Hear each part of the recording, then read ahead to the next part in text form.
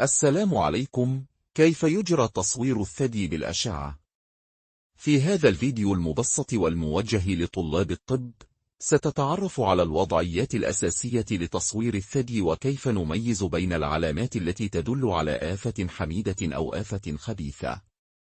إضافة إلى شرح أنواع التكلسات التي تظهر على صور الثدي الشعاعية. معلومات مركزة وبلغة سهلة.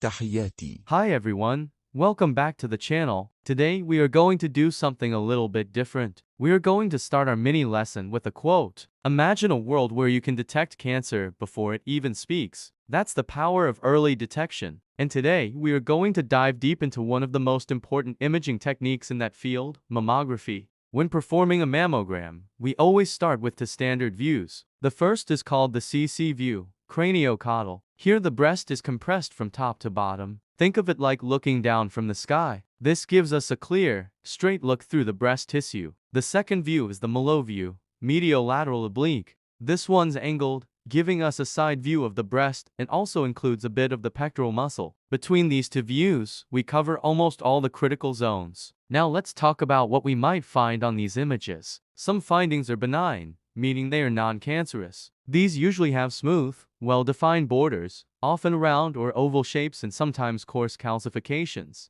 Think of them as the calm waters on the film. But not all waters are calm. Some findings raise red flags, indicating the possible presence of cancer. These malignant features include spiculated or jagged borders, irregular or asymmetrical shapes, and clusters of fine, sharp calcifications, often forming linear or branching patterns. These are the shadows we cannot ignore. It is important to remember that not all mammograms will show these obvious findings. Many will be completely normal, while others will show something suspicious, but not necessarily malignant. The key to reading a mammogram lies in recognizing these patterns, understanding their potential significance, and considering the patient's individual risk factors. For example, certain benign breast conditions can mimic the appearance of cancer, so we need to be aware of those. Also, some cancers can be slow-growing and might not show up as malignant on a mammogram. That is why it is crucial to compare the current mammogram with previous studies to look for any changes over time.